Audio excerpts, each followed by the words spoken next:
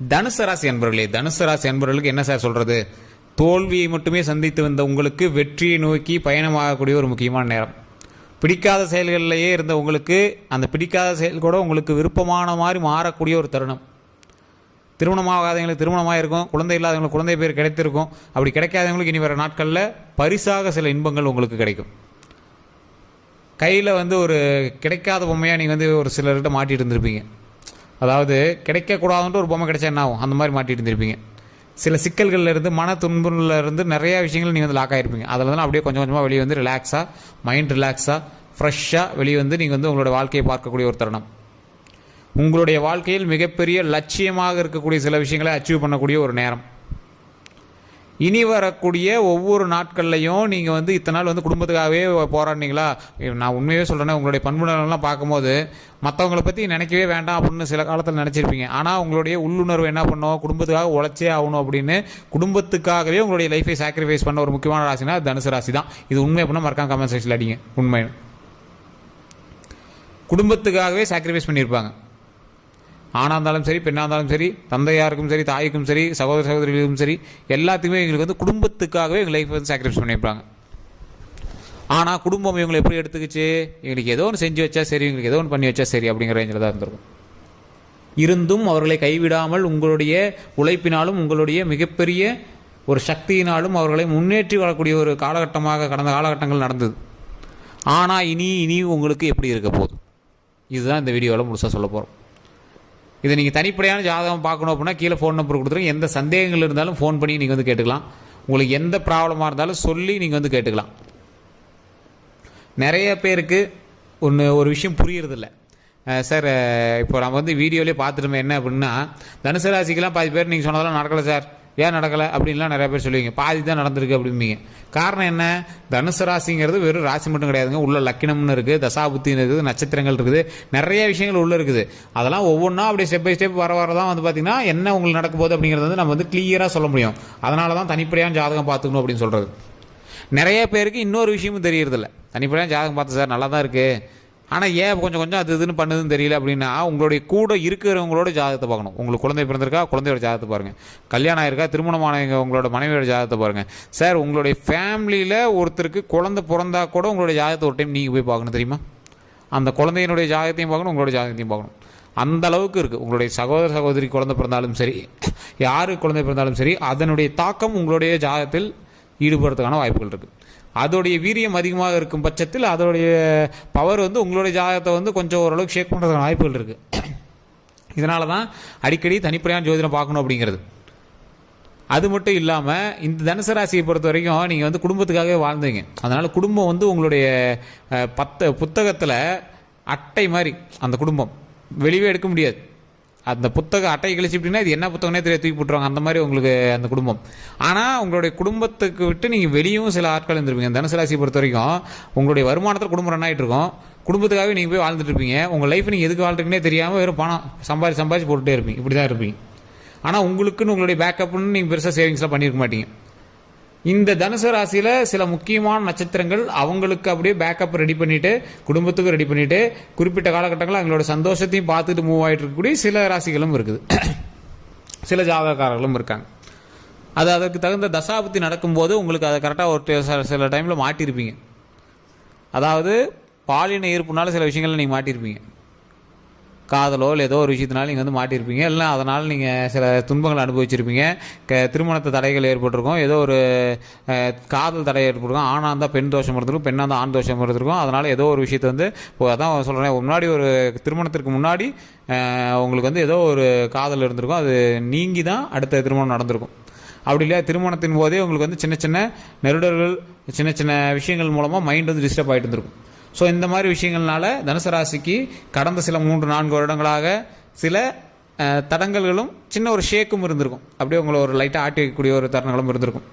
அந்த தருணங்கள்லாம் இருந்தது அப்படின்னா இதை அதோடு மறந்துட்டு இனிமேல் உங்களோட வாழ்க்கையை பார்க்கக்கூடிய ஒரு முக்கியமான காலகட்டம். வாழ்க்கையை பார்க்க வச்சிருக்கும். இந்நேரம் உங்களுக்கு திருமணம் ஆயிருந்தது அப்படின்னா நேரம் குழந்தை பேர் பெற்றிருக்கும். உங்களுக்கு ஃபுல்லாக மைண்ட் ஃபுல்லாக அங்கே போயிருக்கும். அப்படி இல்லையா, திருமணம் ஆகாத இருக்கீங்கன்னா திருமணம் ஆயிருக்கும். இது குடும்ப ரீதியான விஷயங்களுக்கு. அதே மாதிரி தொழில் ரீதியான விஷயங்களுக்கு இப்போ முன்னேற்றமான காலகட்டம். இந்த வருஷத்தில் உங்களுக்கு ஓரளவுக்கு ஹைக்கு அதிகமாகவே வந்திருக்கும். பழசை கம்பேர் பண்ணும்போது ஓரளவுக்கு இருக்கும். தொழில் ரீதியான காலகட்டங்கள் அப்படிங்கும்போது இடம் விட்டு இடம் இருக்கக்கூடிய ஒரு காலகட்டம். சிலர்லாம் வேலையிலேருந்தே நீக்கியிருப்பாங்க உங்களை, அதாவது இடம் விட்டு இடம் மாற்றம் இருக்கக்கூடிய ஒரு காலகட்டம். இதில் 2 விதமாக சார், ஒருத்தருக்கு ஹைக் ஏறி இருக்கும், ஒருத்தருக்கு வேலையிலேருந்தே தூக்கியிருப்பாங்க. சார் இது என்ன சார், நடுமொத்தமாக இருந்தால் கூட பரவாயில்ல, அதே ராசிக்காரன் தான், ஒருத்தனுக்கு ஹைக் ஏறுமா, ஒருத்தனுக்கு வேலையை விட்டு தூவாங்களா, எப்படி? அதுக்கு தான் சார் உள்ள லக்கணம் தசாபுத்தி நட்சத்திரம்னு இருக்குது. அதுக்கு தான் தனிப்படையான ஜோதிடம் பார்க்கணும் அப்படிங்கிறது. அப்படி இருக்கும் பட்சத்தில் உங்களுக்கு ஓரளவுக்கு இடமாற்றம் இருக்குது அப்படின்னா, உங்களுக்கு ஒன்றே வீட்டிலேருந்து ஒர்க் ஃப்ரம் ஹோமு அப்படி இல்லைனா வீட்லேயே இருக்கிற மாதிரி ஏதாவது இருக்குது அப்படின்னா, எல்லாம் வீட்டிலேருந்தே தொழில் செய்யக்கூடிய ஒரு தருணம். அப்படியும் இல்லையா, நீங்கள் ஏதோ ஒரு தொழில் ஆரம்பிக்கக்கூடிய ஒரு நேரம், அதே மாதிரி உங்களுடைய ஒரு கம்பெனிலேருந்து இன்னொரு கம்பெனிக்கு நீங்கள் மாறக்கூடிய ஒரு நேரம், இந்த மாதிரி நிறையா விஷயங்கள்னால உங்களுக்கு நிறைய மாற்றங்கள் மூலமாக உங்களுடைய வாழ்க்கை அடுத்தடுத்த ஸ்டெப்புக்கு போயிட்டு வந்திருக்கும். மிகப்பெரிய லாபம்லாம் உங்களுக்கு இருக்கா அப்படின்னு சொல்ல முடியாது. ஓரளவுக்கு அப்படியே மைல்டாக போயிருப்பீங்க. வாகனம் வாங்கணும்னு ஆசைப்படுறீங்க, வாகனம் வாங்குவீங்க. லேண்டு வாங்கணும்னு ஆசைப்படுறீங்க, லேண்டு வாங்குவீங்க. அதே மாதிரி இப்போ இந்த காலகட்டத்தில் வீடு கரையம் பண்ணணும்னு நினைக்கிறீங்க, வீடு கரையம் பண்ணுவீங்க. இந்த ராசியினரை பொறுத்தவரைக்கும் எப்படி தெரியுமா, இவங்க ஒரு திருமணம் ஆணையங்களாக இருக்காங்க, இல்லை திருமணத்துக்கு ரெடி ஆகிறாங்க அப்படின்னா, இவங்க போகிறதுக்கு முன்னாடி அங்கெல்லாம் ரெடியாக இருக்கணும். அந்த மாதிரி ஒரு திருமணமே நடக்குது அப்படின்னா முன்னாடி வீடு கட்டியிருந்துருக்கணும், நிலம் வாங்கியிருந்துருக்கணும், கார் வாங்கியிருந்துருக்கணும். அதே மாதிரி அவங்களுக்கு தேவையான சொத்துக்கள் எல்லாமே முன்னாடி ரெடி பண்ணி வச்சுருந்துருக்கணும். அதே மாதிரி அவங்க வீடு இவங்களுக்கு கம்ஃபர்டபுளாகிற மாதிரி ரெடியாக இருக்கணும். இந்த மாதிரி விஷயங்கள் எல்லாமே இவங்க எதிர்பார்க்கக்கூடியவங்க. அந்த மாதிரி அமைச்சிட்டு தான் இவங்க போவாங்க.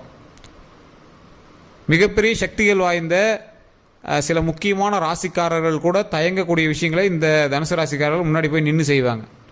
தைரியம், மனோதைரியம், மனோபக்குவம், அந்த தைரியத்தை நல்ல விதமாக பயன்படுத்தினா நீங்கள் எங்கேயோ போயிடுவீங்க. ஆனால் இந்த தனுசு ராசியை பொறுத்த வரைக்கும் எங்களோட தைரியம் சின்ன சின்ன எப்படி சொல்கிறது, கொஞ்சம் எப்படி சொல்கிறது, ரொம்ப கீழ்த்தனம்னு சொல்ல முடியாது, ஒரு மைல்டான சின்ன சின்ன திருட்டு வேலைகளுக்கு கூட பயன்படுத்திங்க. திருட்டு வேலைனா திருடுறது அந்த மாதிரி சொல்லுங்க.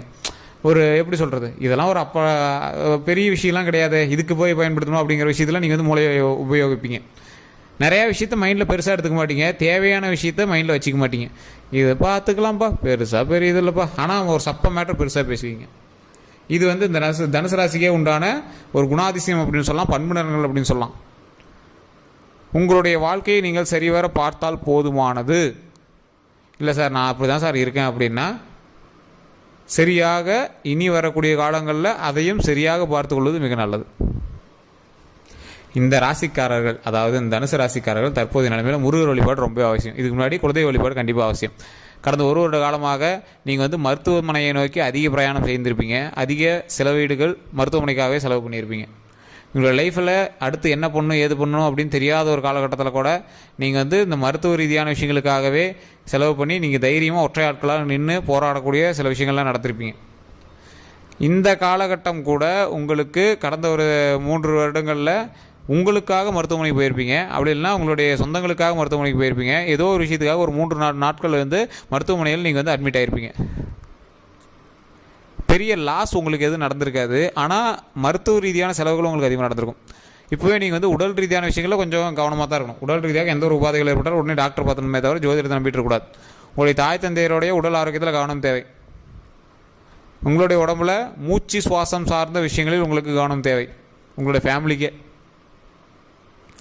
அதே மாதிரி உங்களுடைய நீங்கள் இப்போ நீங்கள் இருக்கீங்க அப்படின்னா உங்களுடைய இடமாற்றம், இப்போ பழசில் நீங்கள் ஒரு கம்பெனியில் வேலை பார்த்துருக்கீங்க அப்படின்னா அங்கேருந்து வேறு கம்பெனி போயிருப்பீங்க.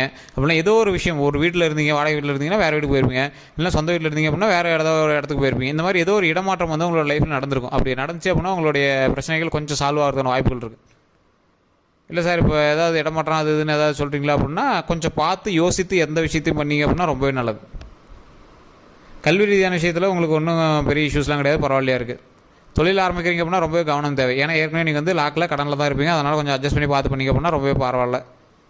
அதே மாதிரி இப்போ இருக்கக்கூடிய காலகட்டத்தில் வாகனம் வாங்குறீங்க, இதுக்கு மேலே சொல்கிறேன், முன்னாடி இப்போ சமீபத்தில் தான் வாங்கிருப்பேன், இதுக்கு மேலே வாகனம் வாங்குறீங்க அப்படின்னா ஓரளவுக்கு பரவாயில்ல. இருந்தாலும் லாங் டிரைவு, வேற எங்கிட்ட வாகனத்தை கொடுத்து ஓட்டுறது, ரொம்ப ஸ்டென்ட் பண்ணுறோம் அப்படின்னு பைக்கில் ஓட்டுறது, இந்த மாதிரி விஷயங்கள்லாம் ரொம்ப கவனம் தேவை.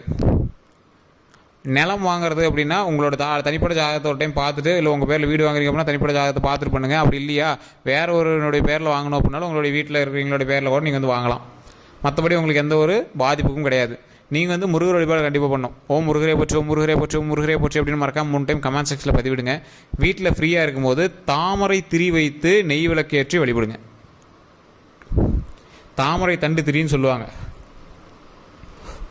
நிறையா கடைகளில் இருக்குது, கேட்டிங்கன்னா கொடுப்பாங்க. அந்த தாமரை தண்டு திரியை பயன்படுத்தி அதில் வந்து விளக்கேற்றி வழிபடுங்க. ரொம்ப ரொம்ப ரொம்ப ரொம்ப நல்லதுங்க. அது நிறைய பேர் தெரியறதில்ல.